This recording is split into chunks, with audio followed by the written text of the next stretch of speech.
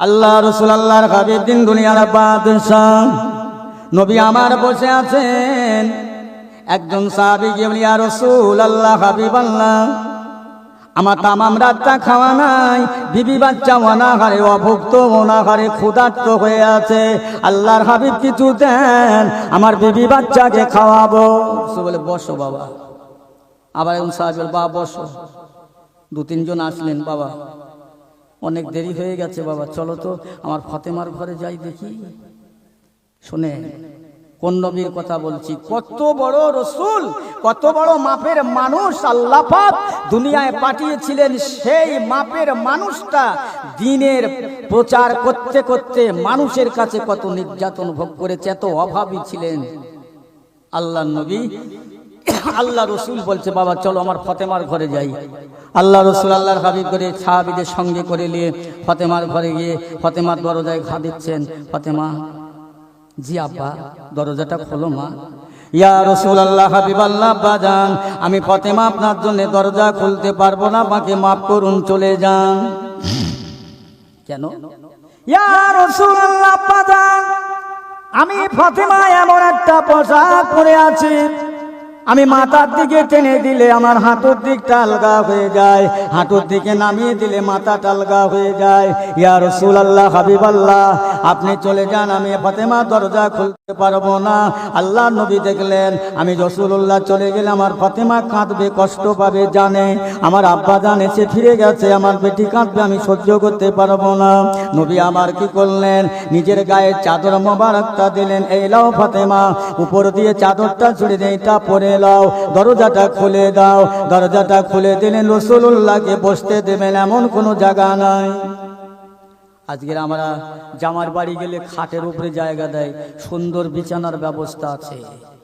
আল্লাহ রসুলের বেটির ঘরে একটা উটের ঘাস বহন করা মাত্র বস্তু রয়ে চামড়া, মেহমান আসলে ওতে বসতে দেওয়া হয়, নিজেরা ব্যবহার করে, ওইটাকে আমার রাসূলুল্লাহর জন্য বসার যথেষ্ট। সাহাবীদের বসলেন। ও ফাতেমা, নবী বলছে, ফাতেমা কিছু আছে ঘরে, দেবেন? ইয়া রাসূলুল্লাহ, হাবিবাল্লাহ, আপনি আমাকে মাফ করবেন, ক্ষমা করবেন। আজ 3 দিন 3 রাত হয়ে গেল, আমার হাসান হোসাইনের ঘরে সাদা পানি ছাড়া কিছুই নাই।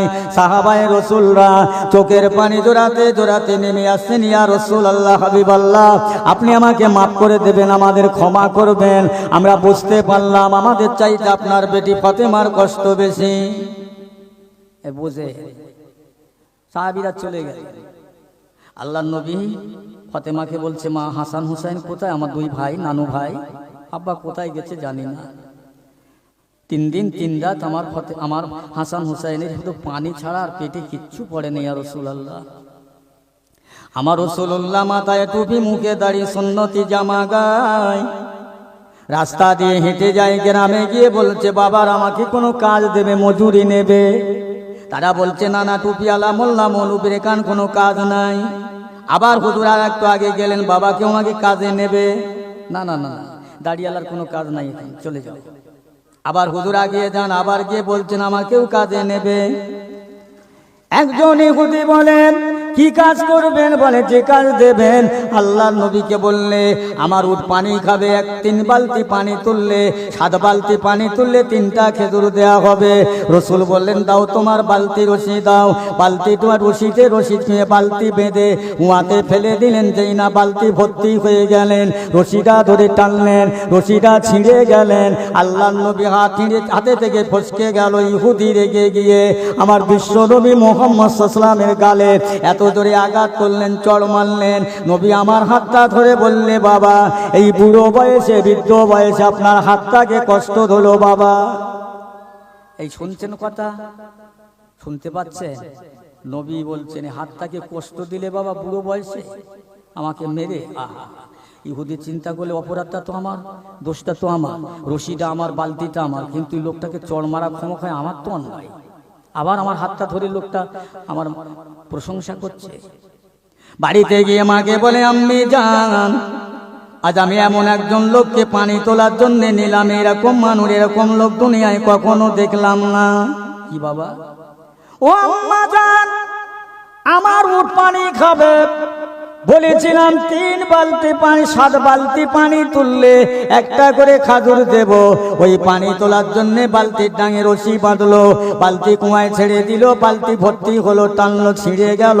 ওই দড়িটা তো আমার, রশিটা তো আমার, অপরাধ তো আমার, কিন্তু আমি না বুঝে না সুঝে ওই মানুষটার গালে একটা আঘাত করলাম। মা, ওই লোকটা আমার প্রতিশোধ নিল না, আমার বিরুদ্ধে কিছু বললো না, বরং আমার হাতটা ধরে আমার হাতটা দলে দিল আর বলল, তুমি বুড়ো বয়সে হাতটাকে কষ্ট দিলে বাপ। এই বাচ্চা কাচ্চাগুলো কেন কি